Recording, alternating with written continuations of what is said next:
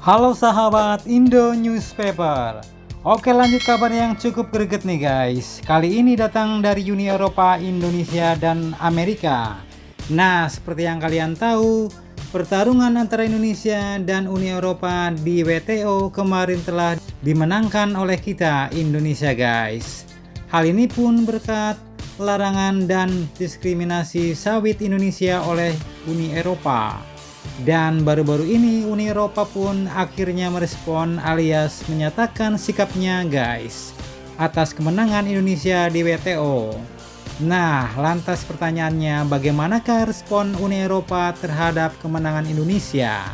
Apakah ia akan balik melawan atau mengaku kalah dan tunduk terhadap kemenangan Indonesia? Setelah ini kita bahas guys.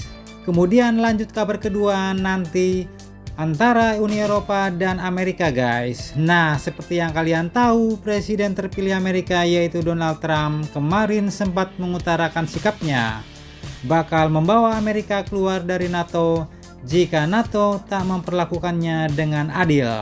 Uni Eropa pun kini didesak untuk mengakhiri ketergantungan militernya pada Amerika.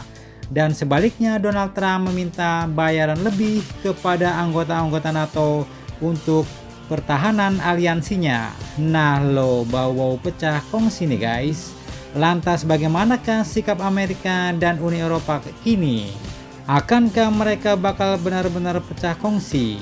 Penasaran beritanya? Mari kita bahas berita lengkapnya satu persatu guys. Oke, kabar pertama datang dari Uni Eropa dan Indonesia. Jadi seperti berita kemarin, Indonesia pun telah berhasil nih guys membuat WTO menyatakan bahwa Uni Eropa melakukan diskriminasi terhadap sawit Indonesia.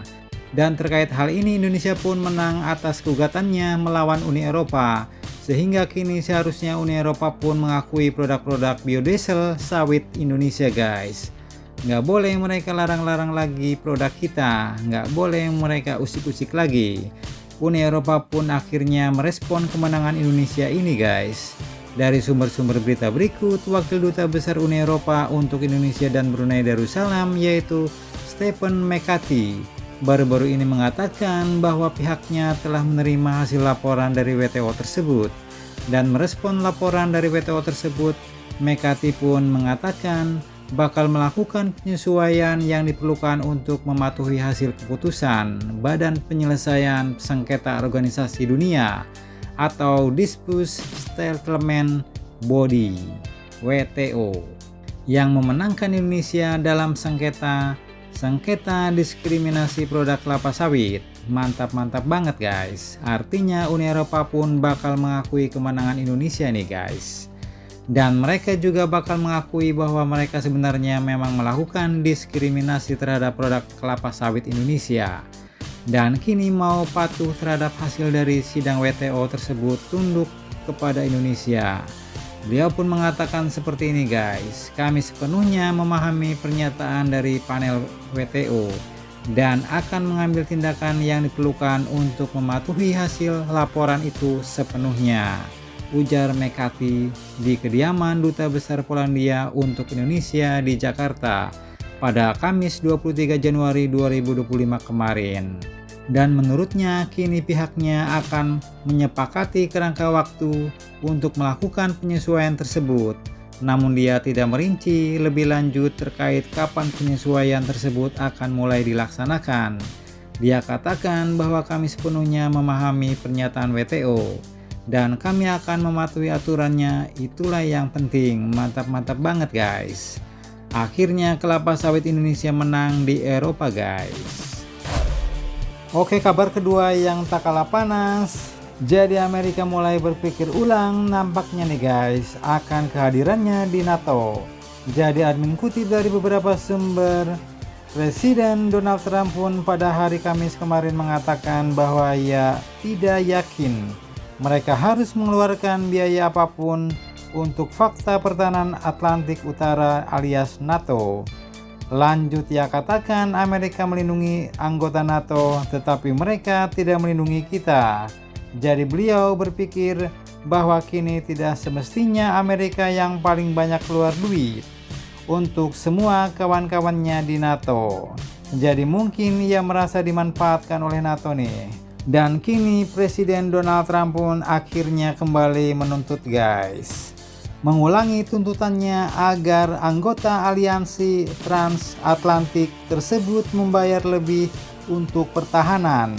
Ia menuntut para anggota-anggota NATO untuk membelanjakan 5% dari produk domestik bruto mereka untuk pertahanan. Nah, ngeri-ngeri sedap. Kita aja targetnya kemarin baru 1,5% ya kan untuk anggaran pertahanan. Nah, ini Donald Trump menuntut pula sama kawan-kawannya di Eropa naikkan jadi 5%. Dan hal ini pun menunjukkan bahwa Donald Trump sepertinya merasa malas nih kalau negara-negara Eropa itu hanya mengandalkan Amerika terus, di mana sebagian besar kontribusi di pertahanan untuk NATO memang masih ditanggung oleh Amerika. Dan sebaliknya nih guys, kini pemimpin Uni Eropa pun juga mendesak kelompoknya untuk meninggalkan ketergantungan militer terhadap Amerika. Nah loh. Oke, admin kutip dari liputan6.com. Salah satu pemimpin di Uni Eropa pada Rabu 22 Januari 2025 kemarin mengatakan bahwa Uni Eropa tidak bisa bergantung terus pada Amerika Serikat untuk membela dirinya.